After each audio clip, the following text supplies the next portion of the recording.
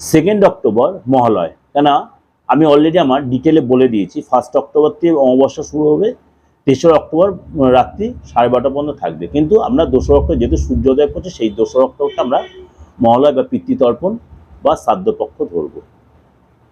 এই দিন অবশ্যই আপনার কিছু করুন আর নাই করুন, অবশ্যই জলে তিল মিশিয়ে স্নান করবেন, কুনজর থেকে বাঁচার জন্য। প্রত্যেককে বলছি, জলে কালো তিল মিশিয়ে স্নান করবেন। আর সাধ্যমতো কাউকে কিছু দান করবেন। গরু, কুকুর, কাক, এই 3টে জীবকে কিছু খেতে দেবেন, যে কোনো একটা হলেও হবে।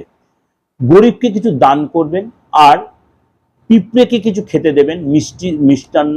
আর অশ্বত্থ গাছের গোড়ায় জল দেবেন, বট গাছের গোড়ায় জল দেবেন।